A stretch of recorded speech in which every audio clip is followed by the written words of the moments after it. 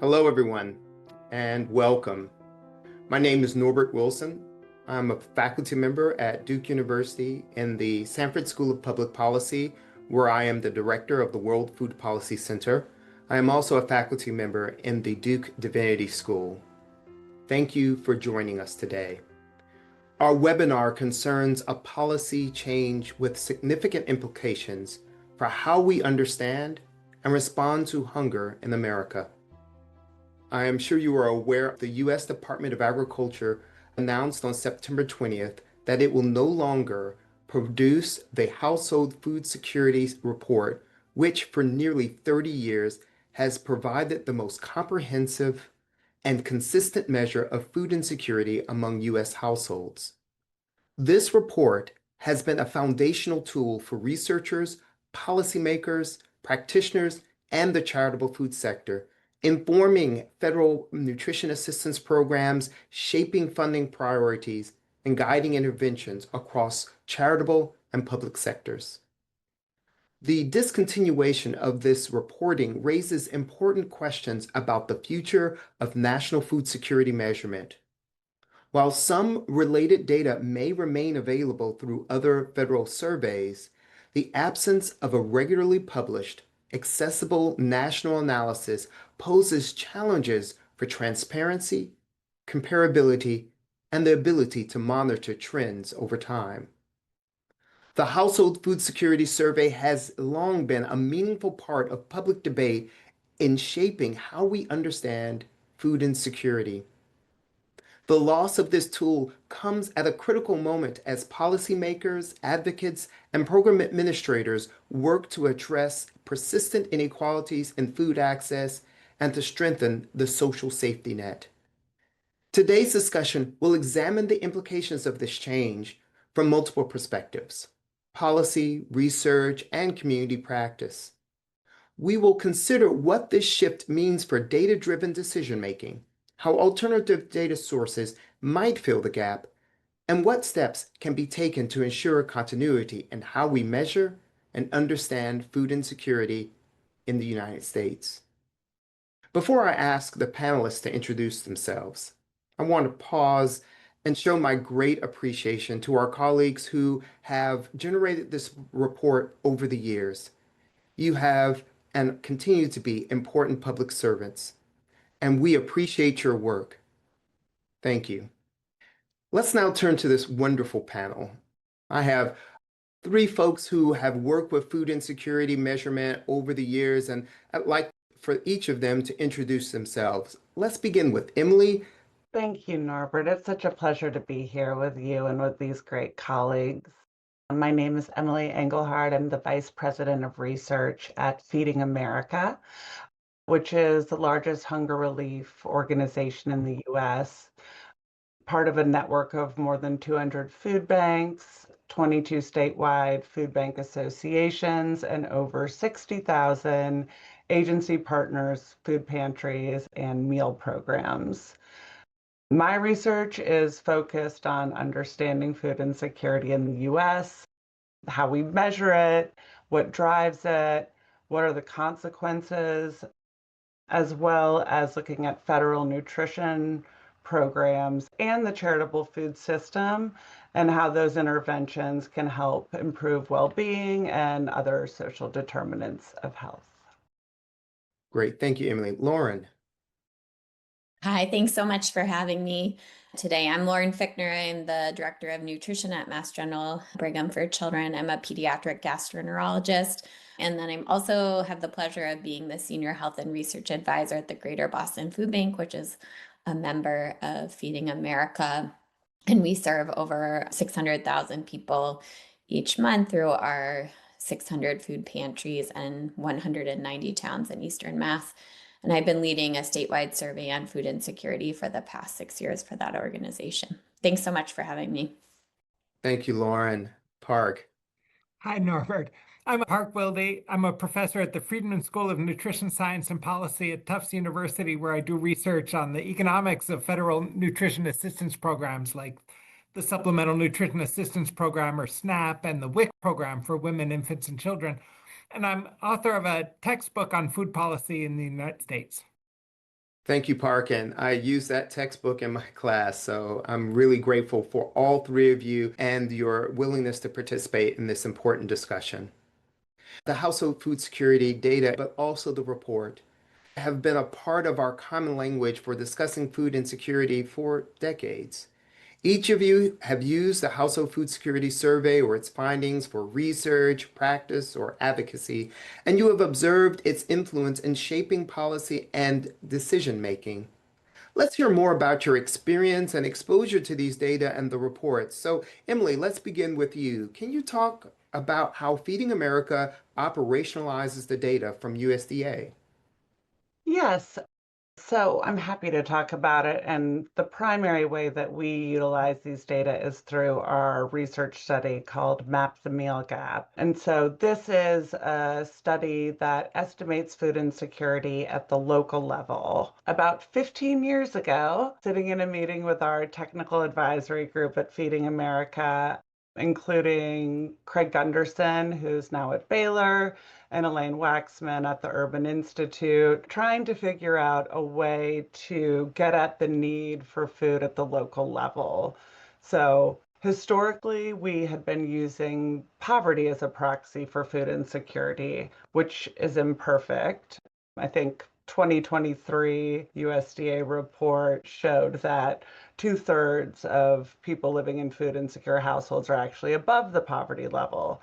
So we wanted to try and figure out a way that we could support our food bank network and others in understanding the need for food specifically at the local level.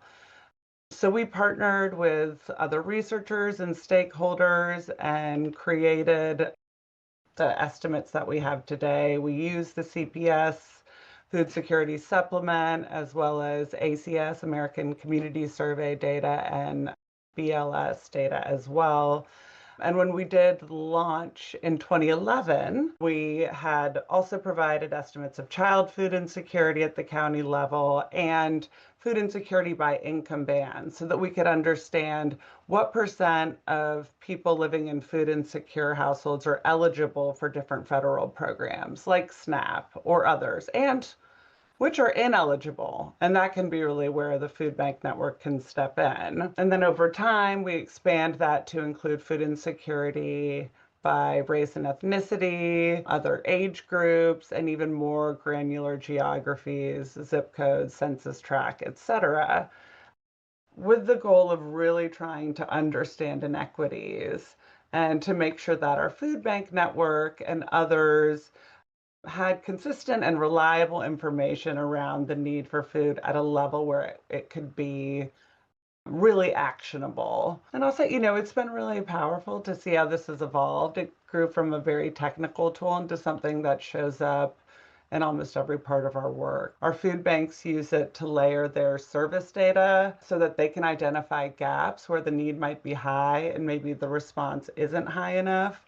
Our fundraisers use it to help donors understand need. Our communications and media work, and also our policy and advocacy efforts are really rooted in that effort.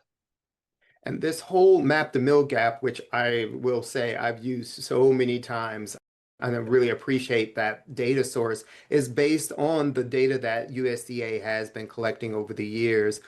I'm interested to know if at all Feeding America uses those data for other purposes beyond the Map the Mill Gap, and how does that play out for you all?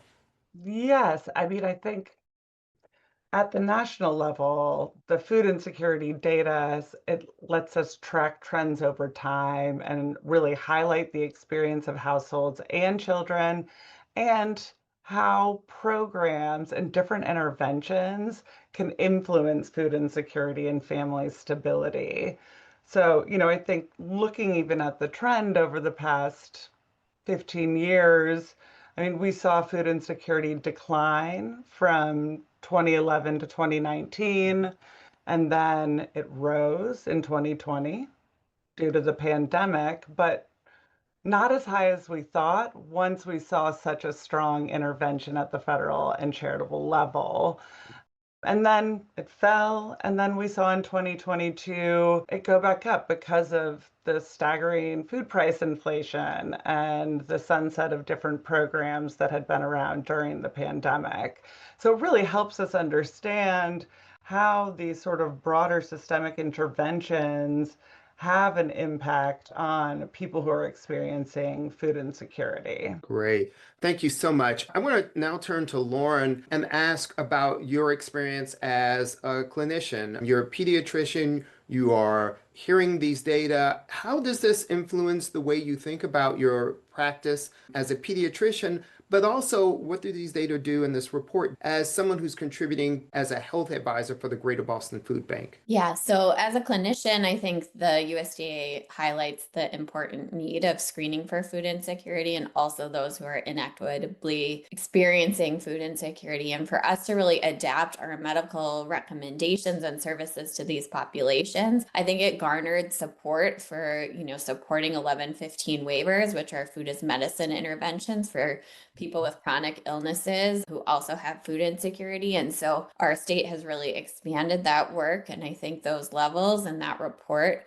highlights to our policymakers that food insecurity is a driver of chronic medical conditions and poor nutrition. And the only way to really improve that is to improve food access and economic mobility at the heart of that. And then from the food bank side, we use the Map the Meal Gap, as Emily so eloquently put together, this very complicated permutation of the data, but that we actually invest $1 million in our community partners. And we look at the Map the Meal Gap to see where are we not investing resources in order to get food out to those who are inequitably experiencing food insecurity. And so that really allows us to give them money for staff and infrastructure and refrigeration. So I think a lot of people think the cans of food is what is going to drive us to serve more folks, but it's actually probably our staff and our infrastructure that will allow us to get enormous amounts of food out in the system.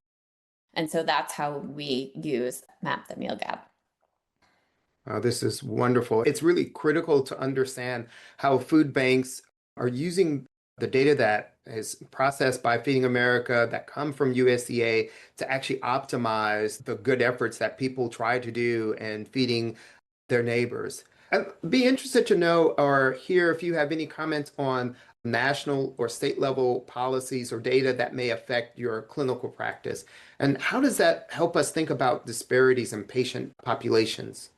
Yeah, so actually, we mimicked our statewide survey data on the USDA report. We really took that 18-item food insecurity screener and took it very seriously that this was the gold standard and that was what we were going to measure. The state has invested significant money into the Massachusetts Emergency Food Assistance Program, about 50 million or so, that gives us food to distribute across the state. And 51% of that actually goes to local farmers where we don't have a huge growing season in Boston. So we can grow food within the state of Massachusetts. We do. But that report and the increased need has allowed us to ensure that food budget is increased at the state level.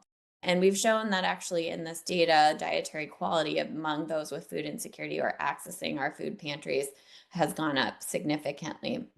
We also have nutritionists who help purchase our food and choose with our food acquisition team what is culturally relevant and high dietary quality. And so we see really nutritious food getting out in the system. And I think when we can put those foods and the resources and refrigeration in the communities that need us the most, that's a really powerful way of doing this. And the USDA allows us to get to the census tract, which has been important for us to really know exactly where we should target our resources.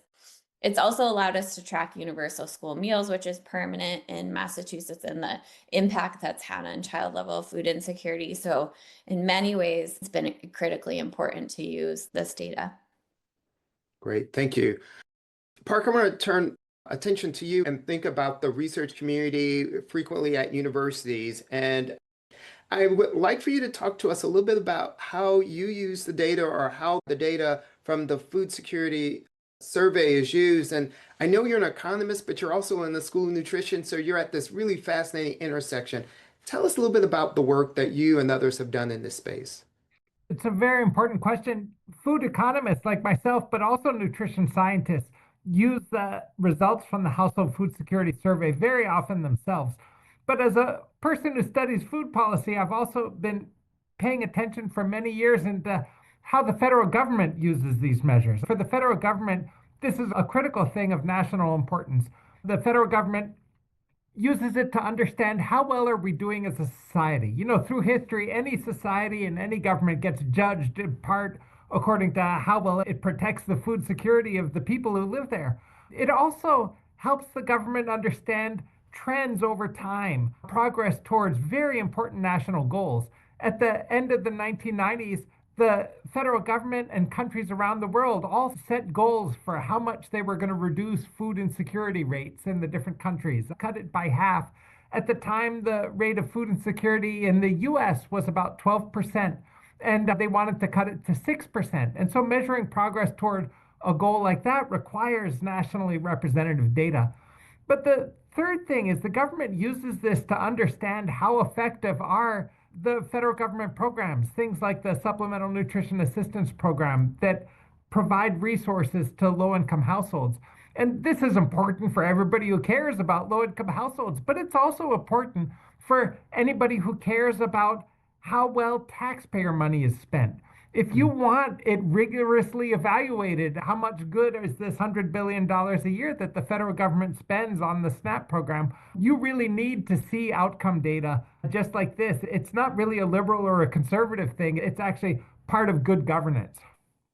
Thank you, Park. And I know that there's been a great deal of research that has looked at the relationship between the SNAP program and food insecurity, and there is a clear causal reduction or link between the exposure to SNAP and reducing food insecurity. So these data have been used to actually show the effectiveness of that program. I'd like to hear a little bit about the work that you've done and how you've used this annual report. And I know both as a researcher and as an instructor, it's been a valuable source of information for you. We've studied things like what is the impact of the SNAP program on rates of household food insecurity. Also, you know, there's interesting measurement questions in this. These food security survey questions ask about experiences that households have. Did you worry about not having enough food? Did the food not last? Did you have trouble getting balanced meals? Each of these predicated on the reason being because of not having enough household resources. So with my colleague Irma Arteaga at the University of Missouri, in recent years, we've been studying how do people answer these questions differently when they participate in a program like SNAP or when they don't. Thank you, Park. One more question on this area, because you said something about the way various nations have been trying to cut food insecurity by half. I would like to know, could you speak a little bit more on how other developed nations measure and report food security? All of the other rich countries in the world have some type of household food security measure. But Norbert, it's not just the rich countries. The UN agencies, the Food and Agriculture Organization uses something called the Food and Security Experience Scale, which owes a lot of intellectual debts to the US measure. This type of survey-based measure was a substantial innovation in the United States. It's been adopted in countries around the world. And so if this end of the survey sort of sticks with us, I'm going to feel a little left out as we read how other countries are doing in terms of their national progress. Thank you. Let's shift gears a little. USDA has stated that the Household Food Security Survey report is being discontinued because similar data are available in other national surveys. It is true that other data sources include some of the Household Food Security Survey questions. For many of us, the USDA report actually made the complex task of understanding food insecurity in the US much easier, much more accessible. Let's explore how accessible and usable these other data sets are to understand food insecurity. So Park, I'm going to go back to you to talk to about some of the other data sources that provide food security measures. What do they do and maybe what don't they do? And I'm also interested in understanding how these sources offer equivalent insights into household food insecurity, or are they capturing something different? Norbert, as your question indicates, sometimes there are questions about either food security or food sufficiency on a survey, but it might be a different question, not quite comparable. I think about how valuable the Household Pulse Survey, or HPS, was during the early years of the COVID pandemic, just as we were trying to make sure that the whole food economy wasn't going to seize up. This was a substantial concern, essentially a national crisis. But that survey doesn't use the household food security instrument that we have on the current population survey. It used a very simple question with an older USDA history asking essentially, do you sometimes or often not have enough food? A very straightforward survey question. It is true that other surveys, such as the National Health and Nutrition Examination Survey or the Panel Study of Income Dynamics, have the full set of food security questions, at least in some years. But the issue there isn't really about the question, it's about the sampling. There is nothing like the current population survey. The current population survey is what we rely on for the unemployment rate or for the poverty rate. You can't have a major statistic that has national federal government importance come from a smaller sample of just 5,000 households a year with eccentric geographic locations such as the NHANES, the National Health and Nutrition Examination Survey. It really feels very important to have this large sample of 50,000 households yearly collected systematically and in a way that scientifically takes great care to make sure that it's not self-selected, but that it represents the full breadth of people in the United States. Parke, thank you so much for that. Having worked with a couple of other data sets when they were actually created to do a separate set of things, it's important to understand that the intent and the goal of those other surveys don't necessarily match up with what we can do with the current population survey, which is used by USDA to estimate food security prevalence. Emily, let's go to you. I'd like to hear some of your thoughts on how Feeding America uses other data sources and why or how are those other data sources useful for the work that Feeding America does? Yes, we do use a wide range of data sources. As mentioned, the CPS Food Security Supplement has been really critical as an underpinning to a lot of our work. But we've invested, for example, in the Urban Institute's Wellbeing and Basic Needs Survey, or WBNS.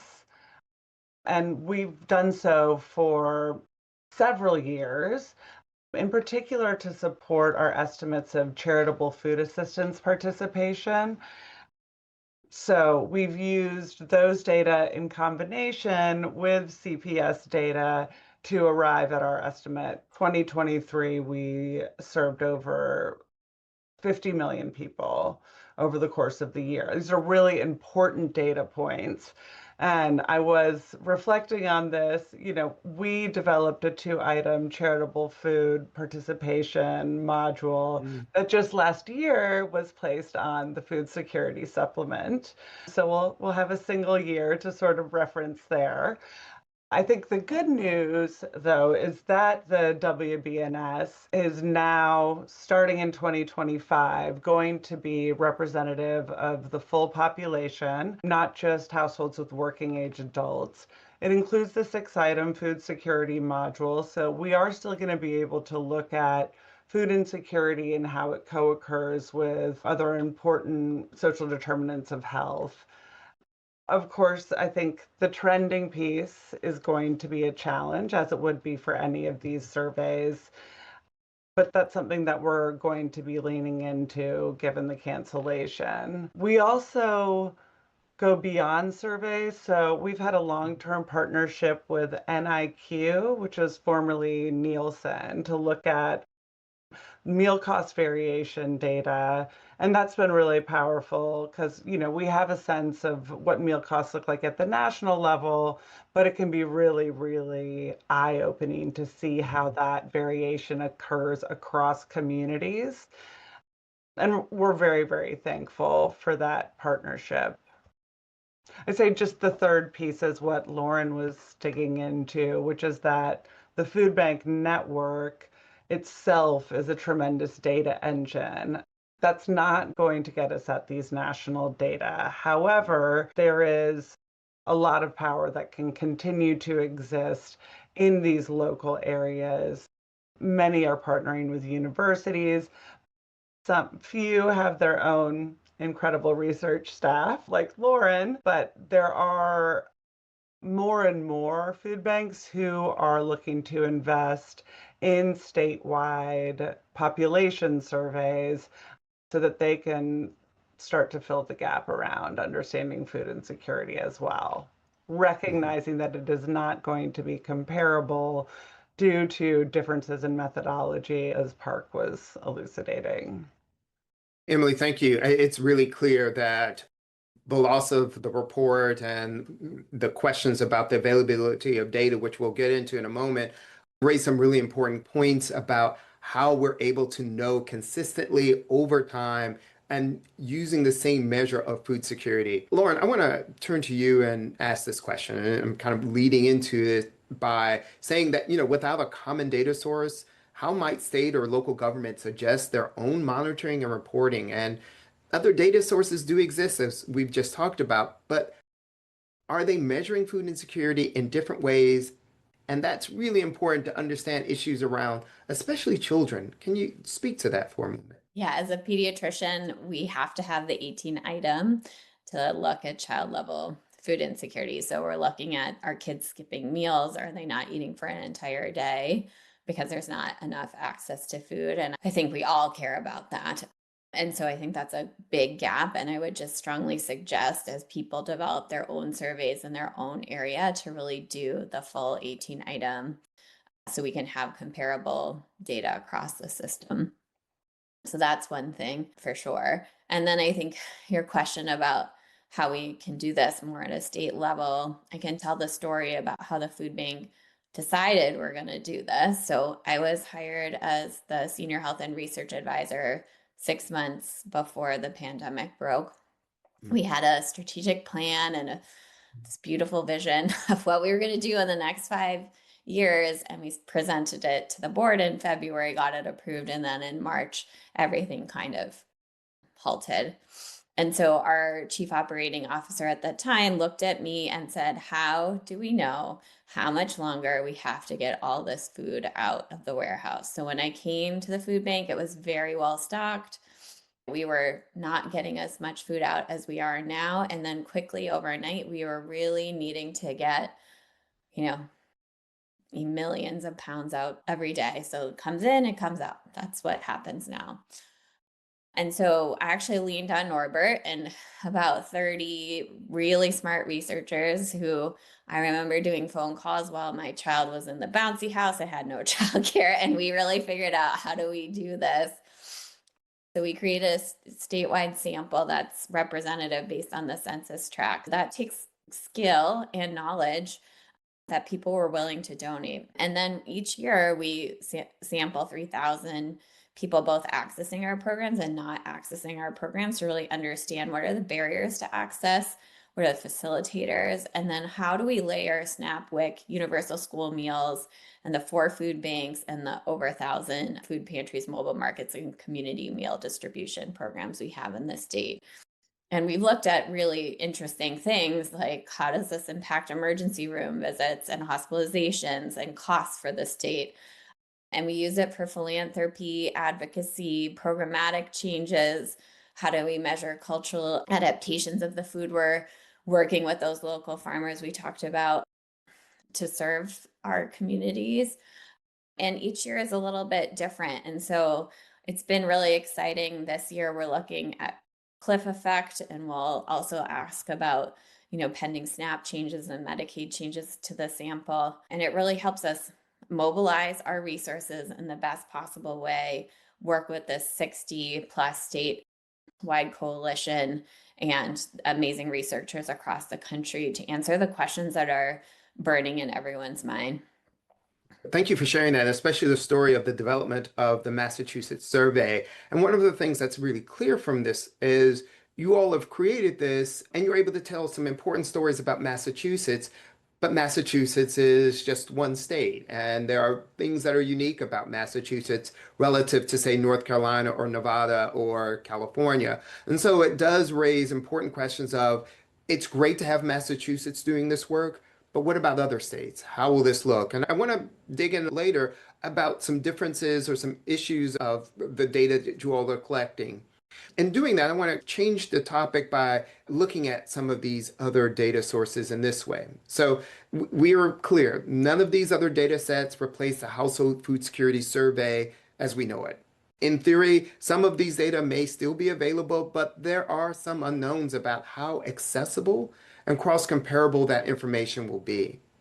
Some data sets are currently restricted only for approved research projects. And these data sets honestly are really complex, and it requires folks with really skilled analytical processing abilities to draw out meaningful conclusions.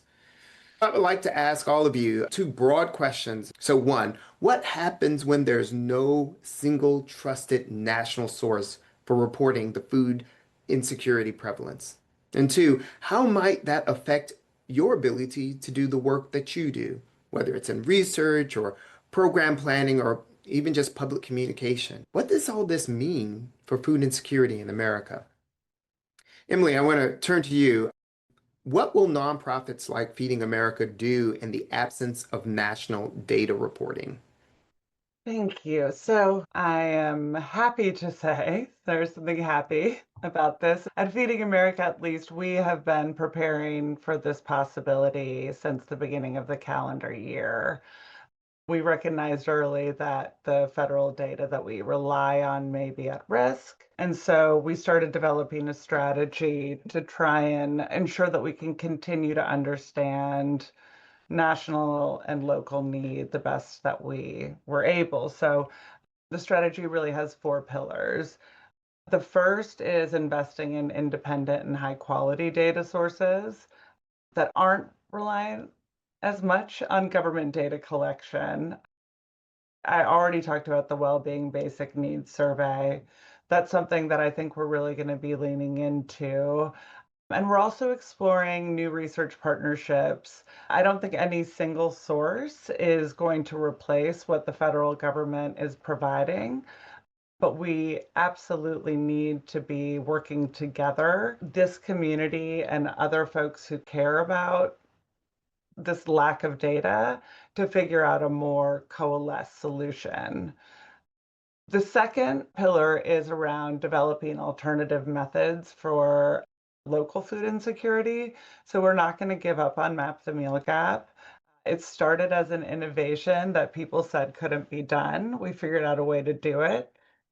And we're currently building alternative ways to generate local estimates without the CPS. That's going to be a continuing thing. There's going to be a lot of testing, a lot of trying to figure out what we can do best. That's also an area where we would love to continue conversations with the research community about ideas. The third pillar is around strengthening state and local data collection capacity across the food bank network. So again, Lauren was talking about the phenomenal work that they've been doing. We know that that's out of reach for a lot of our food banks. How can we support, whether it be providing tools and playbooks for working with other researchers, working with funders, and having some consistency around data collection? And that's sort of on runway right now. We have a few tests that we're running with certain states. And then finally, what can we do to work nonpartisanly, constructively with federal partners to help to shape what's next? I think we recognize how important it is to understand food insecurity in a consistent manner.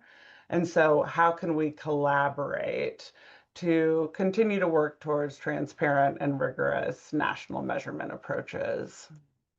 This is really important work, and I am grateful that Feeding America has this 4-point plan to address this, and the fact that you all were thinking about these issues in advance. And so I am hopeful. I will say, as a member of the board of a food bank here in North Carolina, I appreciate the opportunities to work with them to help think through how can we actually begin to do this work as well?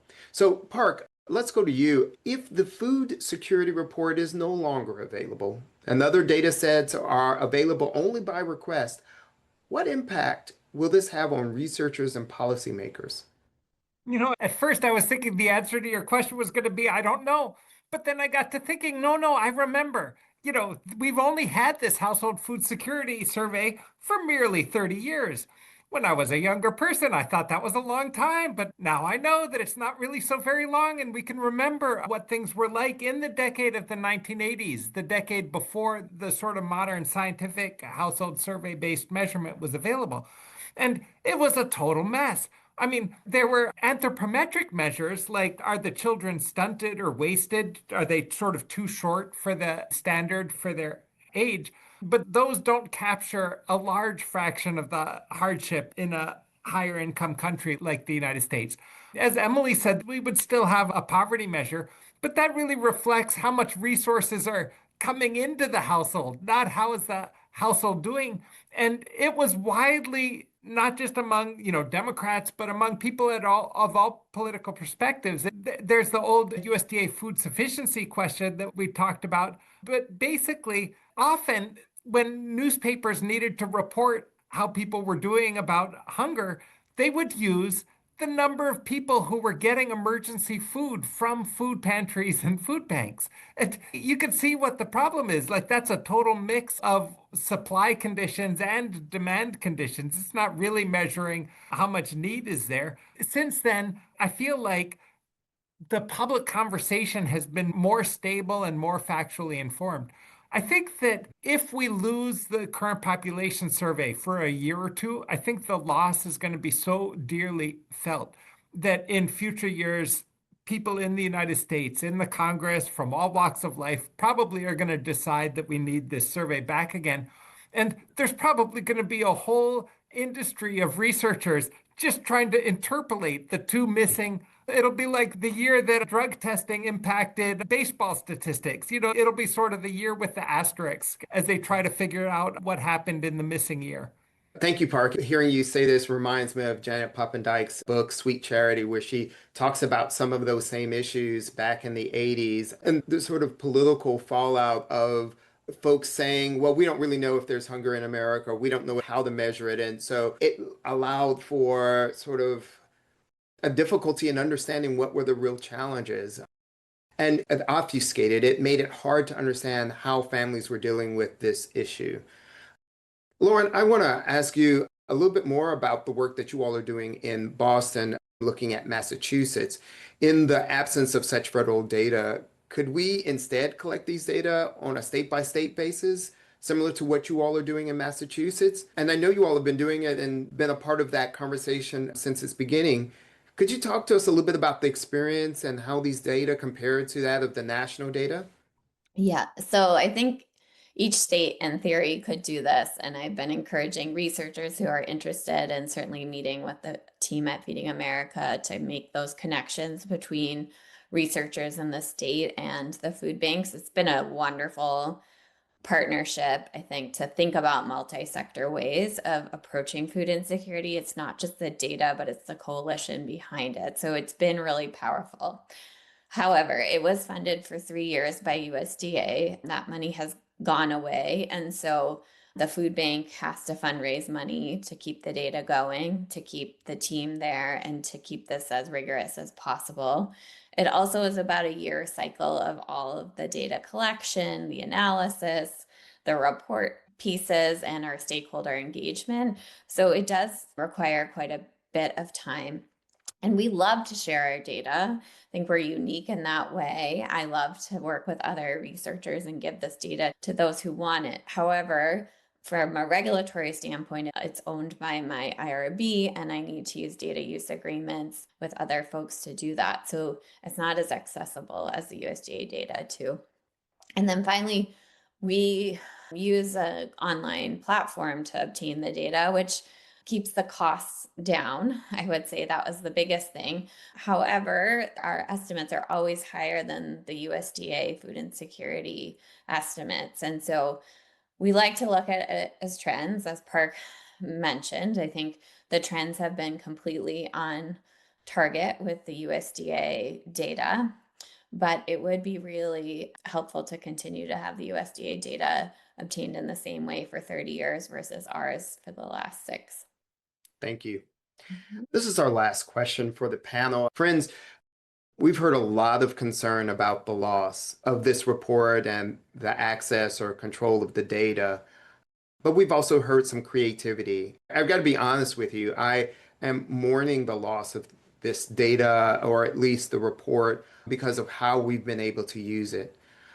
But in this mourning and this grieving, I also recognize that I have some hope. Hope that we'll figure out some way forward of providing this information in a timely and useful, accessible way. So I want to ask my panelists, what gives you hope out of this process? And it's perfectly fine if you're not there yet, but I would love to hear, what are you thinking about how we can move forward? Let's start off with Emily. Thanks, Norbert. And it's a great question. And it's, I think, really important. I think because we had spent so much time planning and thinking about this in advance, it was surprising but not shocking, or maybe the other way around. But I also feel like I've had some time, and I do also have hope. I have hope in the present, and I have hope in the past and what we've seen. So, my current hope is really, I'm just so encouraged by the extraordinary amount of effort, of outreach that we've seen since the cancellation was announced. We've heard from researchers, foundations, other nonprofits, policy organizations who've reached out just immediately with real urgency. And it hasn't just been, this is a problem, this is a problem. It's been, how can we help? How can we build together? How can we figure this out? And I think it is rare to see that kind of alignment across such different parts of the field. So people are recognizing that this consistent, comparable data is essential. And there's all this passion and expertise that's ready to be mobilized. I do think one of the key questions for us to figure out is, what does it look like to convene? What does it look like to come together and think about how we're going to address this as a community? Another thing, is hope in history. And I've been thinking a lot about, in the past, when governments aren't asking the right questions, communities and scholars have stepped in and innovated. And, the example that I like to invoke is W.E.B. Du Bois. And in the 1890s, he didn't wait for official comprehensive data on Black communities. He went door to door in Philadelphia. He collected information on health and housing, employment. He created one of the first sociological maps in the US to show neighborhood level inequity and resilience. Through the Atlanta University studies, as Norbert, you were mentioning when we were chatting before, he built this national network of scholars to document Black life across the country, Black farmers, Black communities in the South, and groups that federal data systems had overlooked.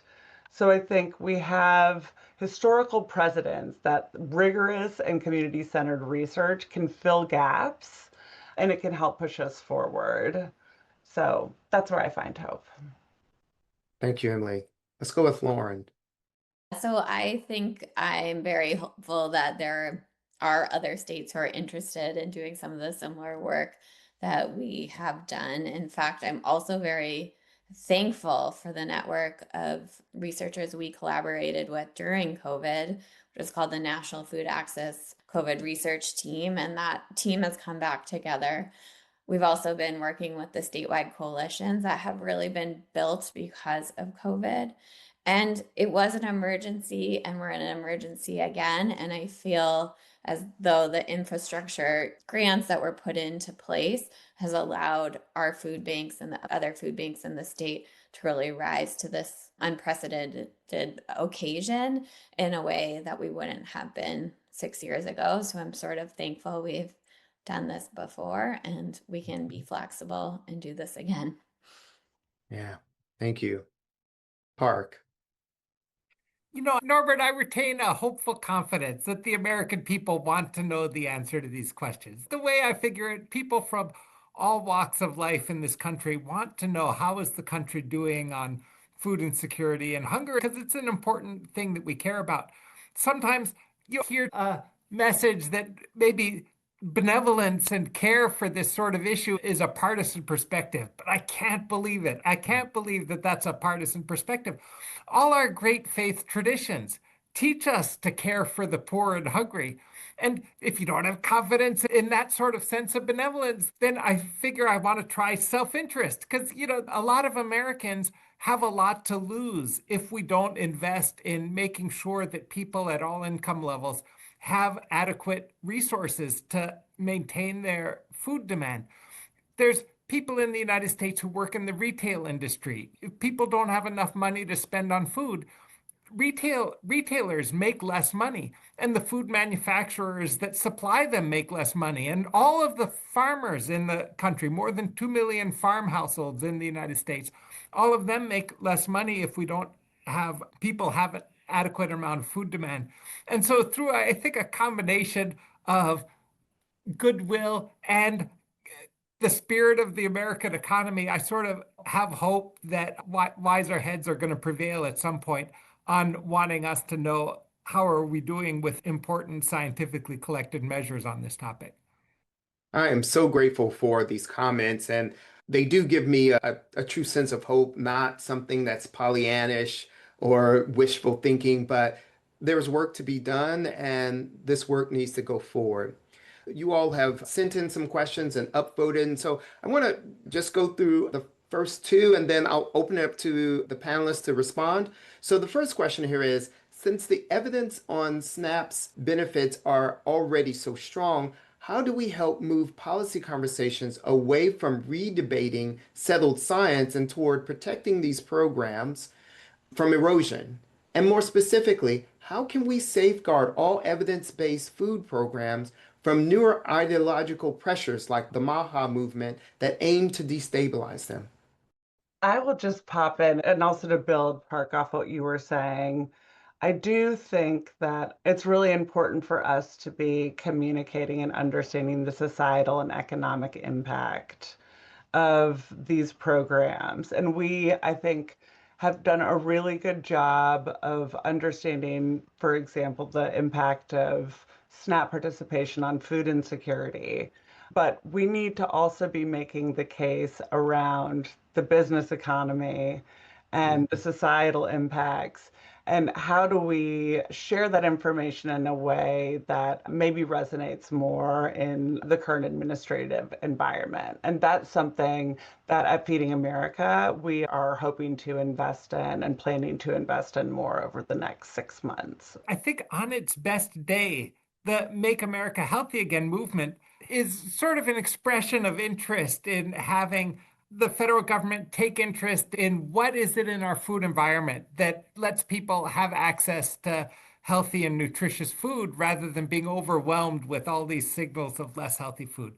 On its worst days, some of the same communication channels are talking about messages that are really sort of anti-science. And so I think we need to take this question seriously about how are those interests doing on their best day. And when we think about that, we think not just about sort of paternalistically telling low-income Americans, you all should eat better, but instead thinking about kind of a consistent themed combination of policies that aren't too paternalistic and address people at all income levels.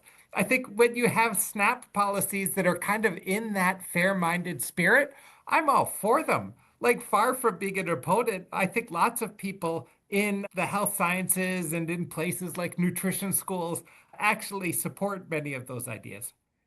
Thank you all. I'll raise this second question. Can a comparable effort be taken by an NGO with private funding to replicate what the feds have been doing? I can certainly start. I think there was some communication around that at the beginning of this cancellation. And I worry if we have multiple nationally representative sources that are conflicting, with others, that they will not be taken seriously. And we heard from Emily that there's been investment in Urban Institute to do a national representative sample. And so I do worry. This comes up with me every year where my Massachusetts data is not completely consistent with the USDA food insecurity data, that data is scrutinized. And so I do worry if we have multiple private enterprises doing this, and it's not a concerted effort, that the legitimacy of that will also be threatened.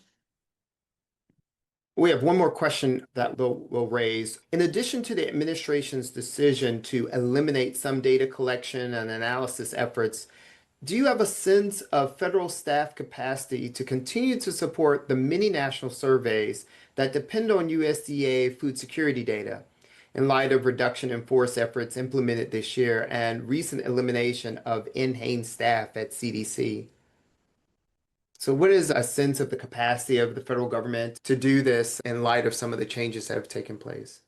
We talked about one of my misgivings with NHANES is that the sampling is kind of less suitable for nationally representative data in all geographies at all times of year. But the question is sort of aware of something, which is that some of these alternate data sources, in addition, are facing their own threats this year, right? So the Center for Disease Control is having a very rough year.